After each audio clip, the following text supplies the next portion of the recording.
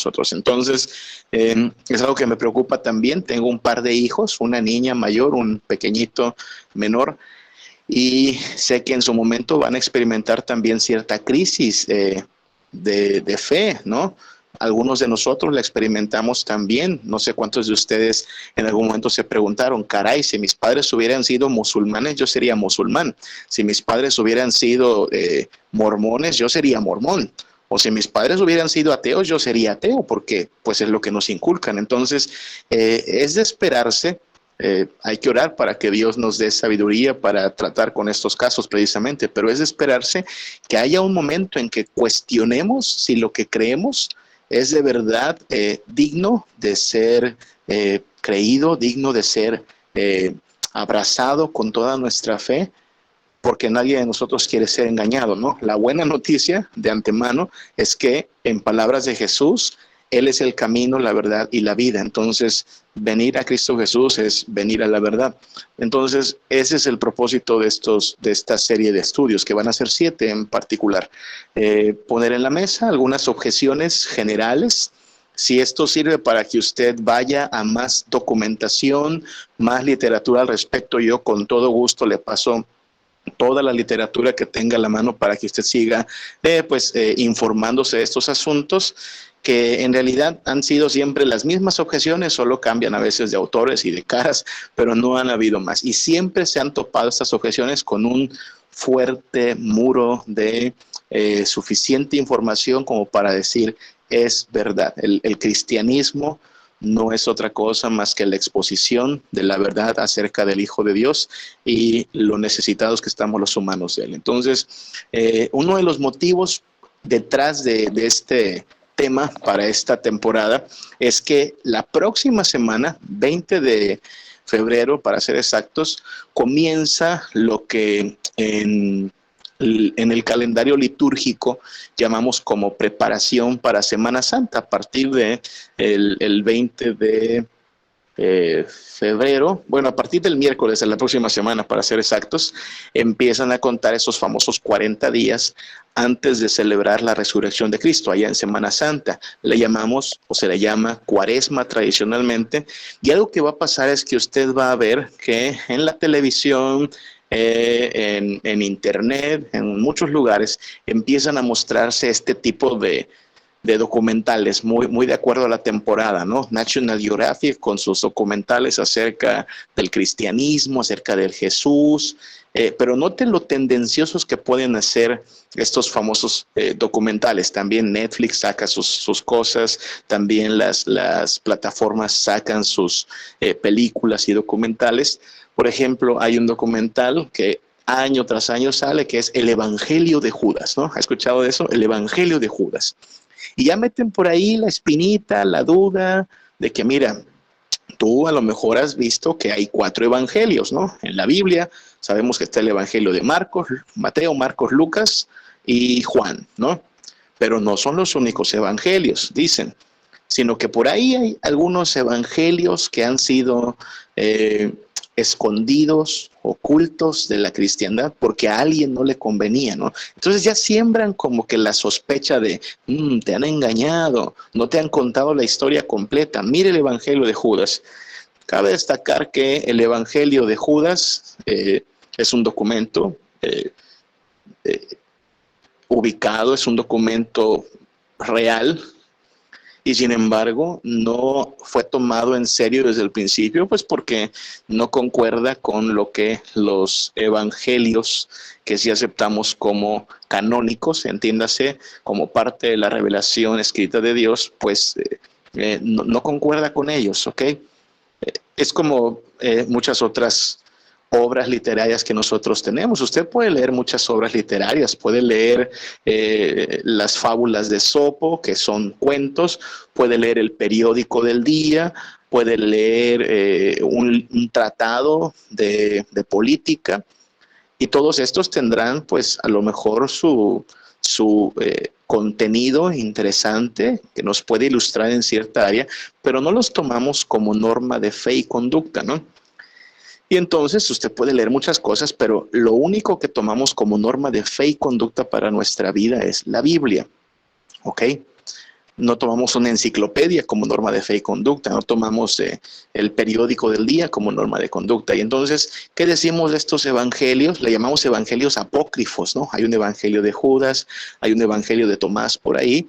Bueno, creemos que son libros de valor literario, algunos de ellos históricos, algunos de ellos ficticios, pero no los tomamos al mismo nivel que la palabra de Dios. Pero ahí van a estar, conforme se acerca Semana Santa, cada año vienen estos documentales o estos números especiales hablando del Jesús verdadero, ¿no? El verdadero Jesús, ¿no? Tratando de hablar del Jesús real, el de la historia, porque asumen que alrededor de la imagen de Jesús hay muchos mitos, hay muchas cosas que se han inventado, se han añadido, y aquí es donde ya está pues la trampa de estas producciones, ¿no? Pretender que debemos de dudar del cristianismo, hacernos creer que nos han engañado o meter la sospecha para que, bueno, al menos los cristianos terminen por creer que el cristianismo es solo una entre tantas opciones, ¿ok? Que es lo que generalmente muchos terminan creyendo. El cristianismo es una entre muchas opciones.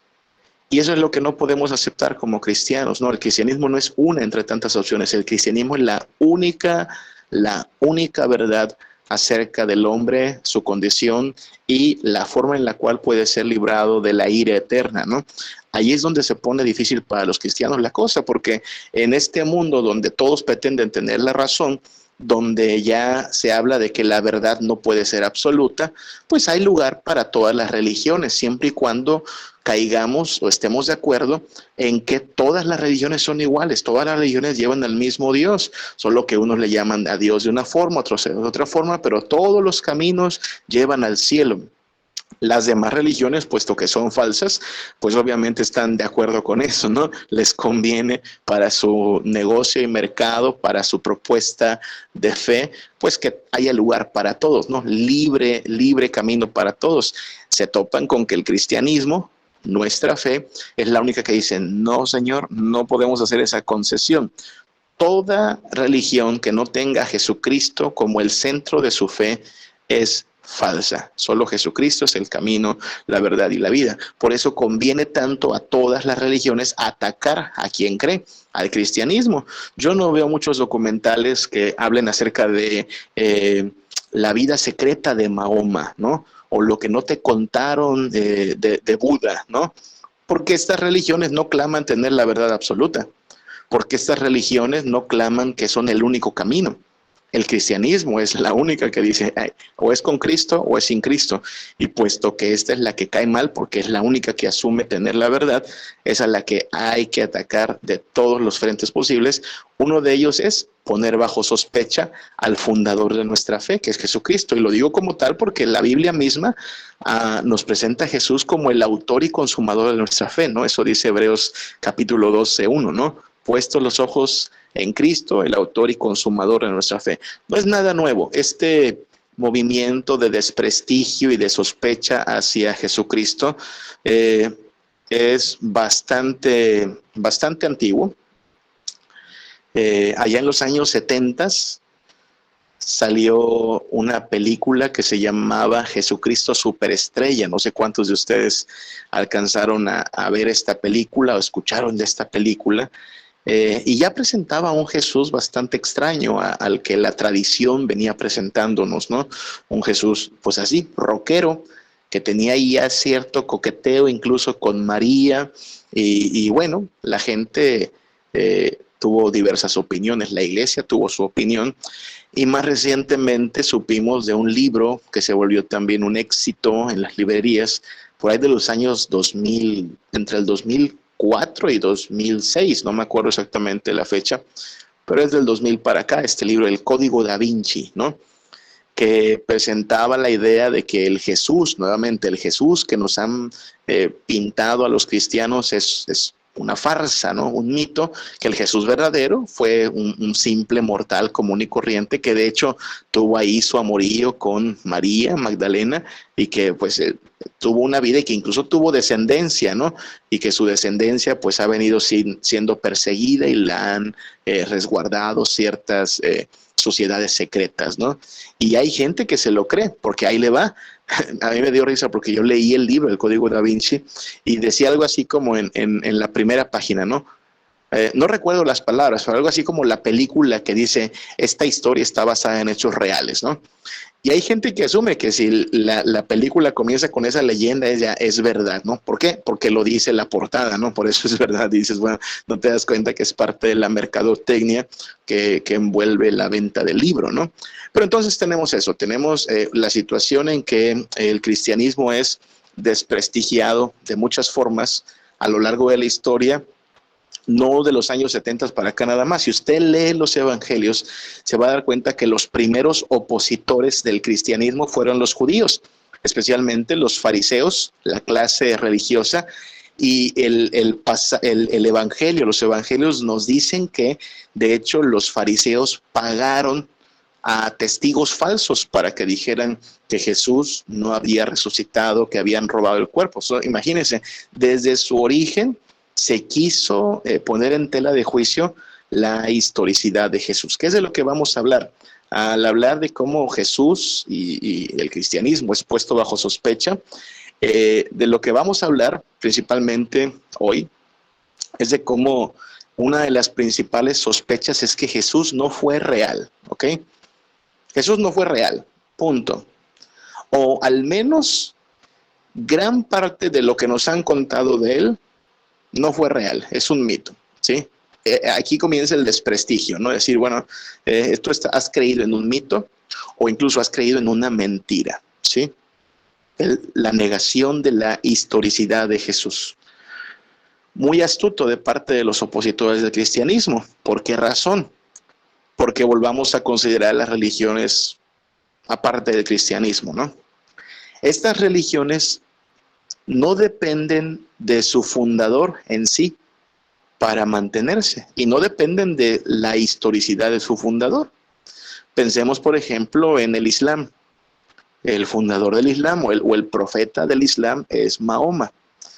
No sabemos mucho de él, se cuenta mucho de él, pero aun si Mahoma existió o no existió, si fue real o no fue real, el Islam se mantiene porque son más ideas, ideologías, discursos que no están basados en hechos históricos.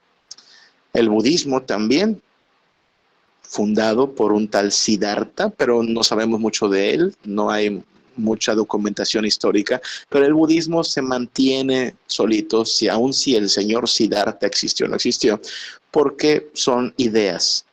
El cristianismo, si bien promueve ideas, estas ideas dependen de la veracidad histórica, de la realidad histórica de Jesús. Porque este Jesús fue el que dijo, por ejemplo, yo soy el camino, la verdad y la vida. Él habló de él en términos exclusivos, pero además habló de él en términos de trascendencia a la muerte. Él es el que dijo, yo soy la resurrección y la vida. Y de hecho, una de las evidencias que puso para hablar de su divinidad y su poder como Mesías fue que en 3 días resucitaría. Él dijo una y otra vez que resucitaría. Por eso, en la carta a los Corintios, el apóstol Pablo dice, miren, aclaremos algo, si Jesús no resucitó, o sea, si el Hijo de Dios no se levantó de la tumba, toda nuestra fe es una mentira. No somos más que dignos de que nos digan, ay, pobrecitos, miren, nos engañaron, porque nuestra fe sí depende de la historicidad de Jesús, y no solo de la historicidad de Jesús, sino de que lo que la Biblia nos dice acerca de Jesús sea verdad. Porque repito, hermanos, si no hubo un Jesús de Nazaret muriendo en la cruz por nuestros pecados y resucitado al 3er día, pues yo no sé qué nos queda de cristianismo, pero no hay esperanza, no hay fundamento para hablar de que nuestros pecados han sido perdonados. Y olvídese, no hay motivos para creer en un cielo o en un infierno, porque el que habló de la vida eterna y del infierno fue principalmente Jesús. Así es que, repito, usted puede decir, bueno, Siddhartha no existió. Ok, aún así el budismo es una idea que la gente quiere creer. Mahoma no existió. Bueno, aún así el Islam es una idea que la gente quiere creer. Pero si decimos Cristo no existió, o su nacimiento no fue como nos contaron, o su muerte no fue real, o su resurrección no fue real, hermanos, nuestra fe se cae, porque no hay más en qué creer.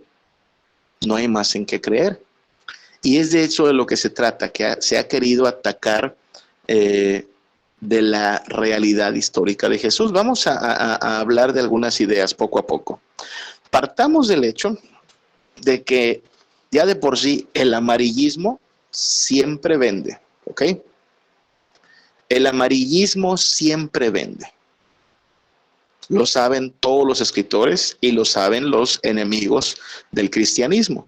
Por eso cualquier libro, película, documental que comience con frases como los secretos de el oscuro pasado de lo que nunca nos contaron sobre, o la verdadera historia acerca de, o lo que nos quisieron ocultar sobre, pues siempre va a traer el morbo, la curiosidad, como que va a estar bueno el chisme, ¿no? A ver qué nos van a contar. La gente es atraída por este tipo de historias, ¿no? Si pega con cualquier político, si pega con cualquier persona reconocida, cualquier famoso, pues imagínense sobre el personaje central del cristianismo, cómo no va a pegar. Entonces, el amarillismo siempre vende y siempre va a tener gente que esté interesada por lo que yo llamaría pues una morbosidad religiosa en este tipo de historias acerca de Jesús, historias contrarias a las escrituras, por supuesto. Acerca de esto hay algo que mencionar. Cito a un autor, R.T. France, que dice esto: todas esas reconstrucciones de Jesús, y se refiere a estos evangelios ahí perdidos que salen de vez en cuando, ¿no? El evangelio de Judas, el evangelio de Tomás, de los cuales, por cierto, hay muy pocas copias, muy pocas evidencias, a veces un solo pedacito de texto, ¿no? Ni siquiera hablamos de capítulos y capítulos, un vestigio por ahí. Bueno, todas estas reconstrucciones de Jesús necesariamente tienen en común un escepticismo extremo, ¿sí? Lo que los caracteriza es eso.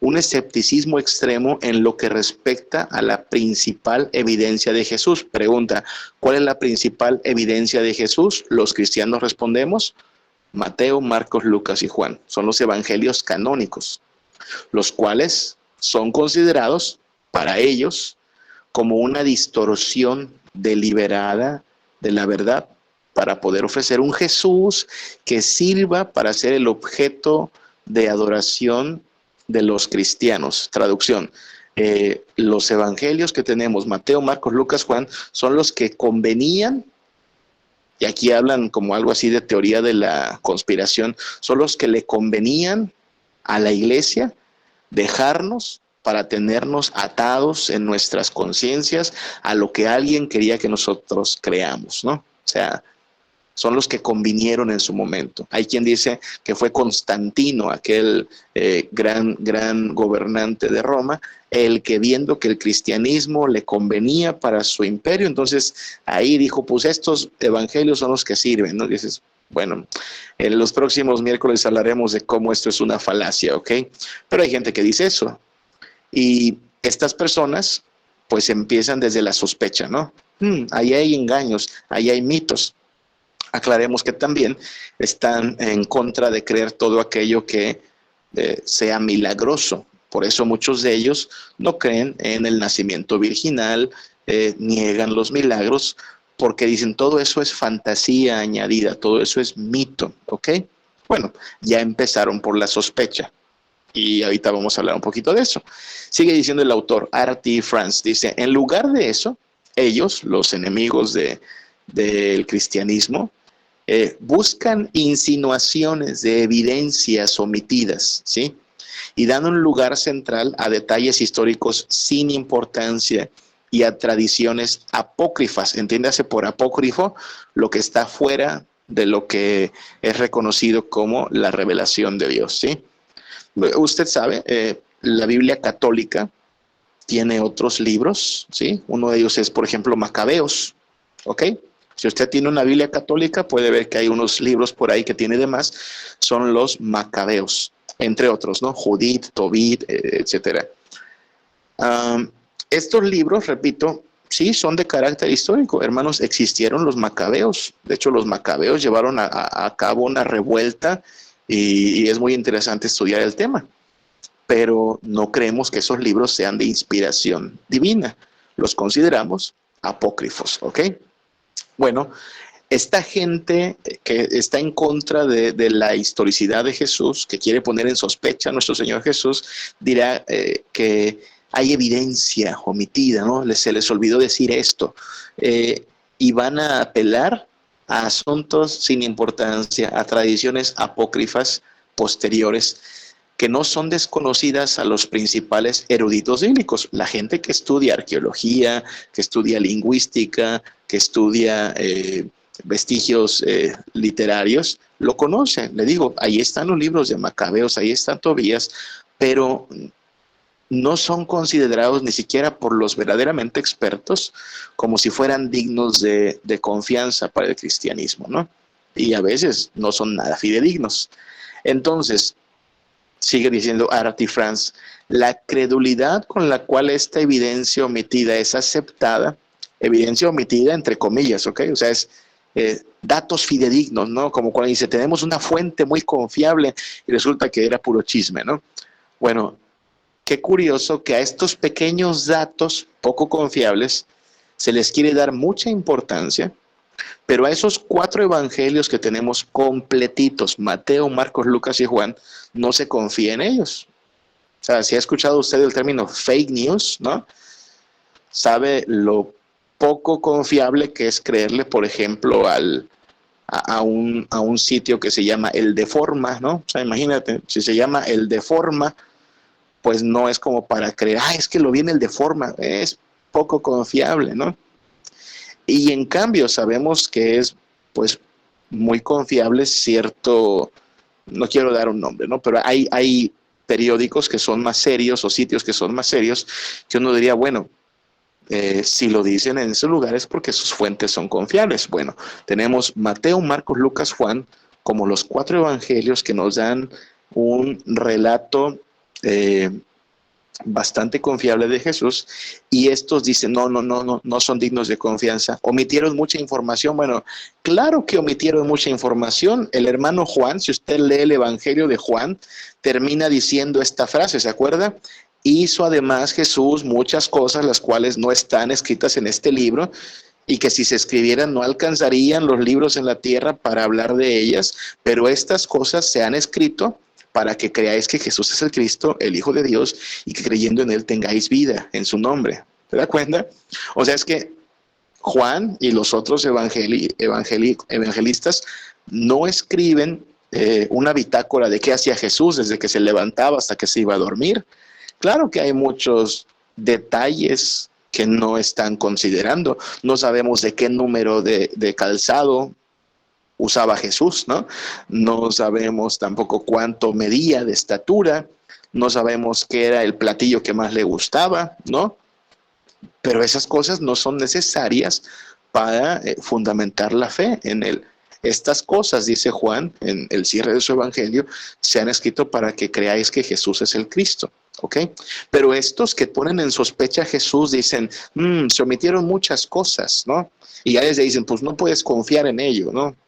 Por favor, es un argumento falaz.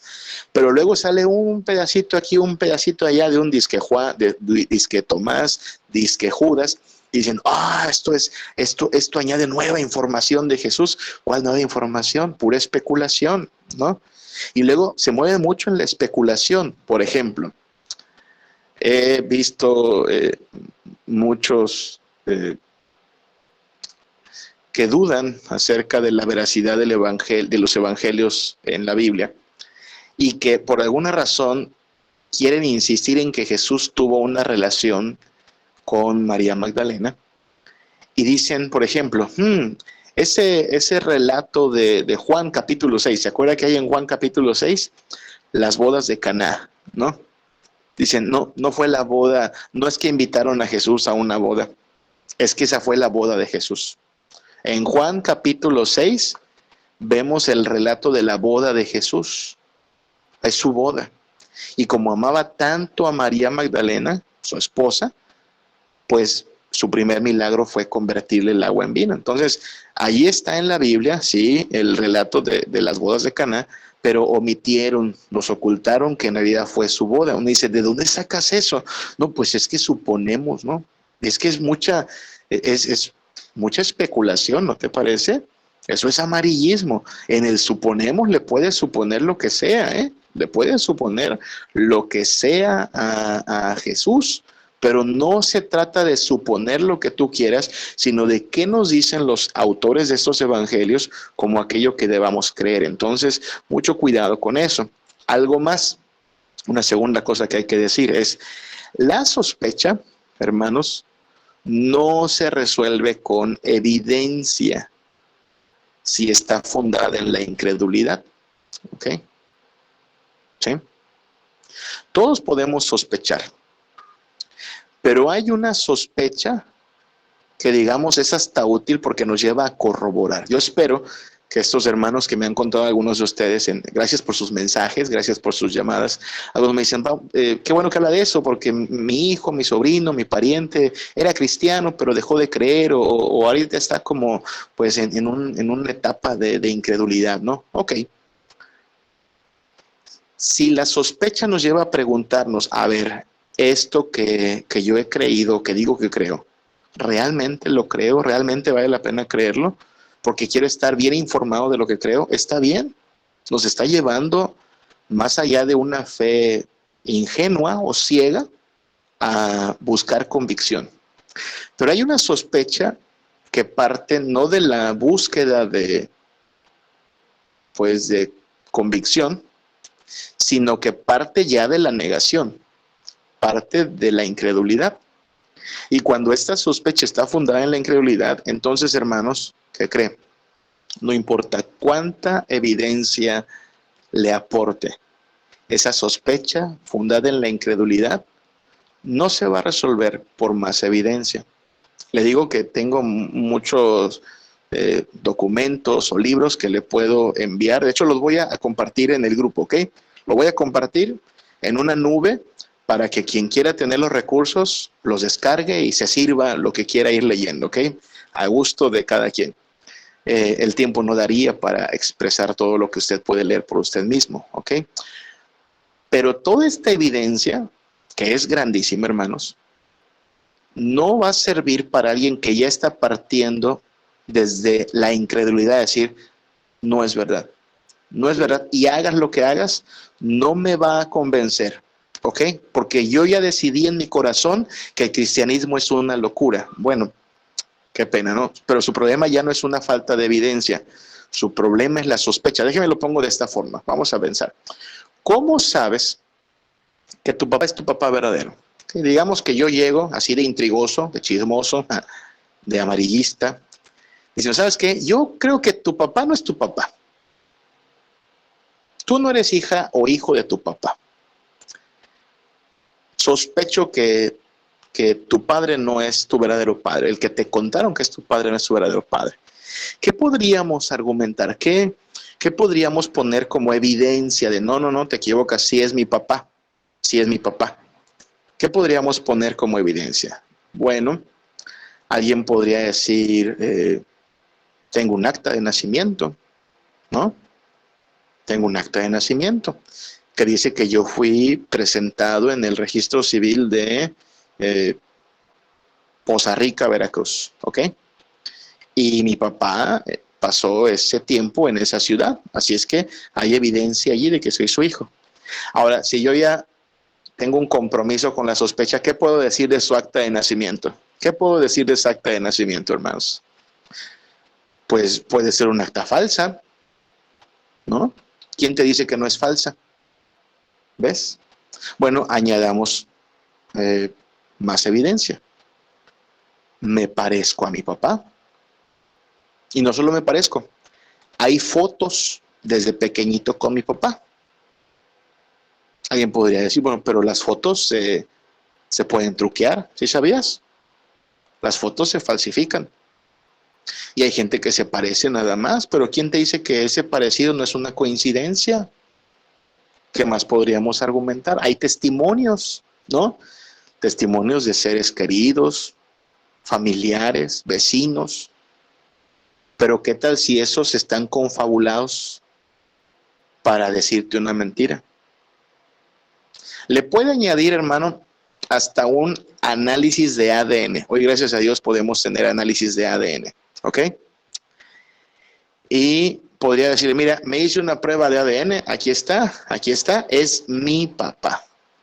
Pero usted sabe lo que alguien que ya de por sí comenzó por la sospecha, ¿qué va a decir de una prueba de ADN? Compraste al doctor, le pagaste al doctor. ¿Se da cuenta? No hay pues estamos hablando de una especie como de paranoia, ¿no?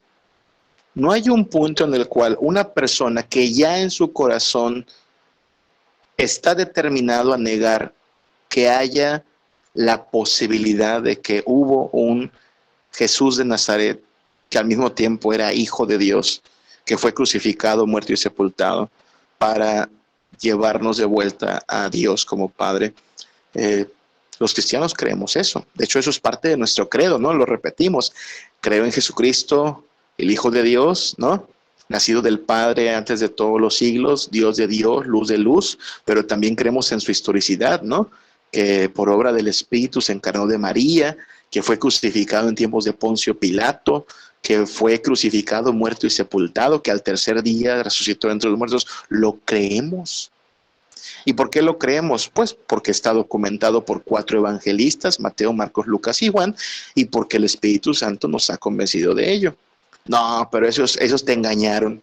Hay cosas que no dicen. Es más, hay cosas que se contradicen. Paréntesis, próximos miércoles hablaremos de las supuestas contradicciones, ¿ok? Que no las hay. No las hay, pero quien ya en su corazón comenzó por la duda incrédula, no va a ser satisfecho por las evidencias, ¿ok? Entonces, bueno, lo que hemos dicho, ¿no? La incredulidad, la sospecha que parte de la incredulidad no es resuelta por las evidencias. C.S. Lewis tiene un libro muy interesante o una serie de escritos que han sido llamadas las cartas del diablo, ¿ok? No se asuste, es el nombre que se le dio a este libro porque a manera de parodia, C.S. Lewis parodia al diablo como si el diablo le estuviera escribiendo consejos a un demonio para hacer dudar a los cristianos, para meterlos en tentación, para llevarles a la incredulidad. Entonces, como los consejos del diablo a un demonio. Él escribió esto y es muy interesante leerlo, ¿no? Y en este libro escribe lo siguiente a manera de consejos para el diablo. Sí, gracias por sus comentarios, les leo, hermanos, les leo, gracias. Y sí, es un libro muy, muy interesante, ¿no? Le dice el diablo en una de estas cartas ficticias: en la pasada generación promovimos la construcción de un Jesús histórico, entre comillas, adaptado al pensamiento de los liberales y de los que opinan que Jesús fue meramente humano. Se refiere a la época en la cual el naturalismo y el racionalismo pues dudó de todo aquello que parecía milagroso, de todo aquello que a su parecer era difícil de creer porque era sobrenatural. Por favor, Jesús no pudo haber convertido el agua en vino, eso no pasa. No pudo haber sanado enfermedades así como así. Todo eso fue invento. Entonces el diablo dice aquí al demonio: pues nos fue bien, fíjate, les dimos un Jesús, el de veras, un Jesús humano. Ahora, dice C.S. Lewis, estamos presentando un nuevo Jesús, histórico también, ¿no? Curioso, todos los Jesuses que no son del cristianismo, según los evangelios, son Jesús, el verdadero Jesús, el verdadero, ¿no? Dice el diablo ahí, pues un nuevo Jesús histórico pero de corte marxista y revolucionario. Se refiere a la época en la cual la Guerra Fría estaba en su esplendor, ¿ok, hermanos? Marxista y revolucionario. Curioso que actualmente que gobiernan líderes de izquierda hablan de Jesús como el máximo revolucionario y defensor de las causas sociales, ¿no? Pues sí, les quedó bien en su época. Dice el diablo, la ventaja de tales construcciones, las cuales tratamos de cambiar cada 30 años más o menos, son variadas. Pero en primer lugar, todas ellas tienden a dirigir la devoción del hombre hacia algo que no existe. Fíjese lo que está diciendo el diablo aquí, ¿no? Parodiado. Les hemos hecho creer que el Jesús verdadero es un Jesús que en realidad no existe. Porque cada Jesús histórico en realidad no es histórico. Dice el diablo, parodiado en las cartas del diablo de C.S. Lewis. Los documentos dicen lo que dicen y no se les puede añadir nada. Cada nuevo Jesús tiene que salir de ellos, es decir, de los documentos, por omisión en algún punto o por exageraciones en otros y con suposiciones de esta clase. Son muchos los adjetivos que enseñamos a los humanos que se deben aplicar a ello. ¿Sí? Con su astucia el diablo lo que está diciendo es, mira, les hemos hecho creer que el verdadero Jesús no es el de su libro, la Biblia. Y ojo, no puedes cambiar la Biblia, lo que está ya está. Pero sí puedes decirles, mira, salió este otro libro, salió este otro texto, suponemos esta historia. Dicen por ahí fuentes fidedignas, pero nunca se dice cuáles son esas fuentes. Y este Jesús histórico pues va siendo cada vez uno diferente de acuerdo al que se necesita. Qué curioso, mire, actualmente por la agenda LGBT hay gente que está hablando de un Jesús homosexual. O sea, el verdadero Jesús, hermanos, era gay. Nada más que como en su tiempo no podía decir que era gay, hablaba de que había que amarnos unos a otros. Fíjese qué interesante, ¿no? O sea, ¿y de dónde sacan eso? No, pues lo suponemos de estas ideas o aquí y allá. Ya viste que tenía un discípulo amado, ese Juanito era su amante, no era su discípulo amado. Pero están partiendo de la superstición, perdón, de la suposición, están partiendo pues del, ¿qué tal si, fíjate, qué tal si esto era aquello y aquello? Pero nada de eso está en las Escrituras. Y hablamos de un Jesús que le llamaba las cosas por su nombre, un Jesús que desafió incluso al estatus de su época, exhibiendo lo que muchos querían ocultar, por ejemplo, los religiosos y su hipocresía. Así es que es difícil de creer que un Jesús que habló con la verdad, que desafiaba al estatus, se hubiera guardado cosas que después la gente anda diciendo, ay, mira, ahí como que habló de esto o aquello. Hablaremos de eso en los próximos miércoles también. Pero pues es la idea, es la tendencia de muchos. La sospecha no se resuelve entonces con evidencia. Aprovechemos los últimos minutos, hermanos. Es de esperar que no se cuente con demasiada evidencia histórica, documental, fuera, aclaramos, de los 4 evangelios, Mateo, Marcos, Lucas, Juan. Es de esperar. O sea, cuando nos preguntan a los cristianos, ¿qué evidencia tiene de la historicidad de Jesús? Evidencia documental, ¿sí? Hablemos de evidencia escrita. Nosotros decimos los 4 evangelios. Y hay mucha razón para creer que son verdad, lo iremos viendo en los próximos miércoles. Fuera de los 4 evangelios es de esperar que no se cuente con demasiada evidencia histórica, pero aclaremos algo. No solo de Jesús hay poca evidencia histórica, así como la demandan los incrédulos. ¿Qué me dice de estos personajes? Cristóbal Colón, La Malinche y Miguel Hidalgo. No hay suficiente, ¿cómo decirlo?, evidencia documental de la vida de estas personas, De Cristóbal Colón hay por ahí 2 que 3 datos, hermanos, pero no hay algo así como su boleta de la primaria, o las cartas que le escribía a su novia. No hay.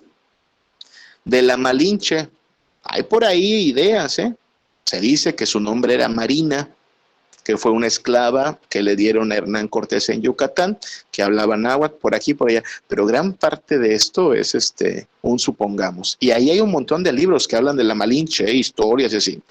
De don Miguel Hidalgo, solo le diré que ni su retrato tenemos, ¿cómo ven? Ese retrato que nos han pintado en los libros de texto, investigue, documéntese, se dará cuenta que no es don Miguel Hidalgo, es un retrato imaginario, ¿sabe? Y hay quien dice que sus restos están allá en el Ángel de la Independencia, ¿no? Yo no sé si también ahí hay algo de mito, ¿no? Pero la gente lo cree, ¿se da cuenta? Y no hay gente discutiendo que Cristóbal Colón no fue histórico, que la Malinche no fue histórica. La poca evidencia documental que hay es suficiente para decir, pues, es una eh, razonable evidencia de que sí hubo, ¿ok? Un Cristóbal Colón, un Miguel Hidalgo. ¿Qué hay que decir de Jesús? Bueno, hermanos, la prensa, o lo que podríamos llamar prensa del primer siglo, no iba a tomar en serio un fenómeno que llamaría sobrenatural, ¿sí? Si se oye que un hombre anda sanando enfermos, que un hombre anda levantando muertos de la tumba, yo creo que no lo habrían visto así como que hay que hablar de esto, ¿ok? Jesús en su momento fue solo un predicador extraño en una ciudad y en una región que de por sí ya era desconocida. Y recordemos, sus paisanos, sus propios paisanos, los judíos, se encargaron de incluso sembrar rumores diciendo que todo eso había sido falso. Son los apóstoles, recordemos que los apóstoles mismos están atemorizados al momento de la muerte de Jesús. Pero el día que llega el Espíritu Santo en Pentecostés, son llenos de fervor y empiezan a predicar acerca de Jesús. Y aunque los amenazan con que hey, dejen de andar contando esas cosas, ellos están dispuestos a padecer incluso la muerte porque saben que están contando la verdad. Por eso el único testimonio fidedigno que tenemos, que son los 4 evangelios, es digno de confianza. Hablaremos más de esto en los próximos miércoles. Pero además, a los mismos romanos también, si a los judíos les parecía una locura que Jesús era el Hijo de Dios, a los romanos ni siquiera les habrá causado preocupación. Los romanos son una nación pagana, politeísta. Si sale una religión más, pues ¿qué más da? Una más para el menú de religiones, ¿no? Además de que el momento en que aparece el cristianismo, pues los romanos están preocupados por más cosas que por un Mesías o por un maestro allá en Jerusalén. El imperio romano ya estaba cayéndose, ya estaba en crisis. Entonces, tal parece que Jesús sí vivió en esa particular idea que él mismo comentó acerca de su reino, ¿no? Es como una semilla de mostaza, pequeñita apenas, pequeñita, chiquita, insignificante, pero poco a poco va creciendo y cuando te das cuenta ya es un tremendo arbolototote. Así comenzó la fe cristiana, con un maestro y 12 seguidores allá en una región recóndita del Imperio Romano. Apenas si aparecen los mapas Judea, pero cuando se dieron cuenta ya eran muchos los seguidores porque los apóstoles se dedicaron a predicar el evangelio, ¿ok? Entonces los que niegan, los incrédulos que niegan al Jesús histórico son 3, los que dicen todo es una mentira, no hubo un Jesús tal cual. Están los cazadores de mitos, los que dicen, bueno, hay un Jesús de verdad y hay mucho mito y por eso tampoco hay que creer en él. Y hay unos que quieren dárselas como que quieren ser cristianos, pero hay que revisar a este Jesús, ¿sí? Hay que quitarle todo el mito y nos quedamos con el mensaje de amor, de paz, ¿no? Pero eso lo puedes encontrar en cualquier gurú, en cualquier coach, ¿no? Alguien que te hable bonito. Estas 3 no son de ninguna manera opciones para el cristianismo. Cierro con lo que dice Juan en su primera carta, capítulo 1, versículos del 1 al 3. Juan dice, lo que era desde el principio, lo que hemos oído, lo que hemos visto con nuestros ojos. Note que Juan está insistiendo en, hey, esto no es vacilada, no es invento, no es chisme, lo vimos. Lo que hemos contemplado y palparon nuestras manos tocante al verbo de vida, porque la vida fue manifestada y la hemos visto y testificamos y os anunciamos la vida eterna, la cual estaba con el Padre y se nos manifestó. Lo que hemos visto y oído, esto os anunciamos para que también vosotros tengáis comunión con nosotros. En esto tenemos comunión.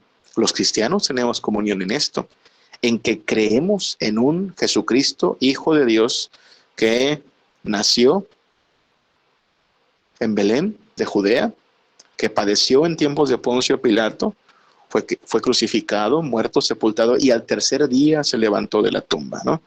Los documentos que tenemos para corroborarlo son Mateo, Marcos, Lucas, Juan, junto con todo el testimonio de los apóstoles, ¿no? En los próximos miércoles veremos cómo por eso se trata de atacar a los evangelios, diciendo que hay contradicciones, diciendo que no son confiables. Iremos abundando poco a poco en ello, pero por ahora hemos de solo establecer que el Jesús de los cristianos es un Jesús real y es un Jesús que se movió en la historia y que hasta el día de hoy sigue dirigiendo la historia. Y hay mucho, mucho más que decir, pero el tiempo se nos ha agotado por ahora. Hasta el próximo miércoles hablaremos de estas discusiones entre la divinidad y la humanidad de Jesús y un poquito más acerca de las sospechas sobre la historicidad de Jesús. Estaré enviando algunos libros al grupo en WhatsApp para que puedan servir quizá de ampliación sobre este tema para quien esté interesado. Permítame orar para despedirnos. Padre, te damos gracias por tu Hijo Jesús que se ha manifestado aquí en la tierra, encarnándose para redimirnos, Padre. Sí, es una locura. Nosotros mismos no lo creeríamos si no fuera porque tu Santo Espíritu nos ha dado fe para creer, pero nuestra fe no es ciega, Señor. Nosotros queremos creer de verdad y afirmar nuestra convicción. Entonces, permítenos llevar todo pensamiento cautivo a tu Hijo Jesucristo y convencernos cada vez más de que hay más motivos para creer que para dudar, para rendirnos a Cristo que para resistirnos ante su señorío. Padre, bendice a mis hermanitos aquí y en todo lugar de donde nos acompañaron hoy. Guárdanos, concédenos el descanso. Gracias por tu misericordia en el nombre de Cristo Jesús. Amén. Amén. Dios les bendiga, hermanos. Gusto en verles, gusto en saludarles. Cuídense mucho. Muchas gracias, pastor. Gracias. Buenas noches a todos. Buenas Gracias, noches. pastor. Hasta la Gracias, próxima. Dios les bendiga. Gracias por- Gracias desde Campeche. Gracias. Saludos hasta Campeche. Gracias, buenas noches. Que descansen.